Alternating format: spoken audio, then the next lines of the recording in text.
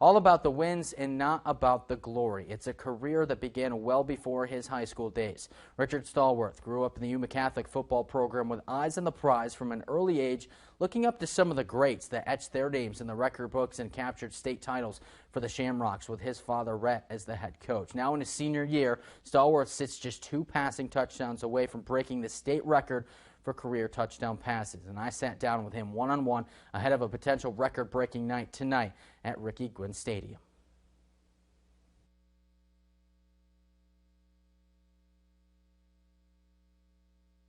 All right, Richard, we sit here tonight. A couple of nights from now could be a pretty special one. What does the number 138 mean to you?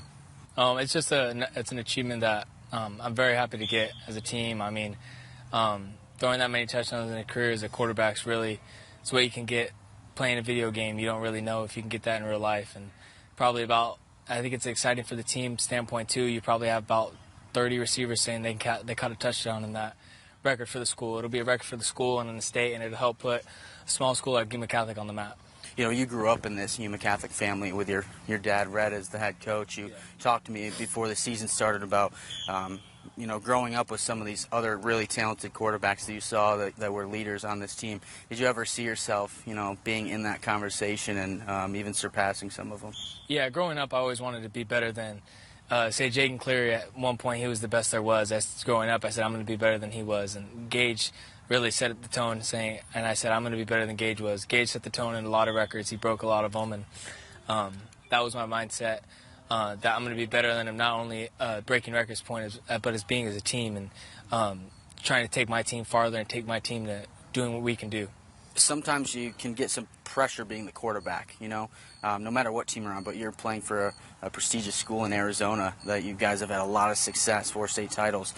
Being the quarterback, is that something that you kind of grasp? Is that something you like, having kind of a target on your back? Yeah, in practice I want to take it on. If the scout team, they want to talk some smack and they want to bring it to me, I take it on. And from coaches, I take the pressure. From my dad, even take some pressure. And it's nice knowing that some teams, when you go back, they got to practice for me. They got to practice for us. And going back and forth, I like taking on that pressure. I want to rise up to it and show them that I can handle it. How do you make it seem like you're still for the team? You know, people, you know, there's noise. People could be like, oh, he could be all about himself. He just wants to break the touchdown record, which we know you're not like that. How do you make your teammates know that you are a team player and that's not what's on your head? What's in your head is a state title. How do you, like, present that to your teammates? Oh, they know that. I don't even talk about records at practice. During games, I'm trying to get them pumped up, trying to go. I don't care if we run the ball.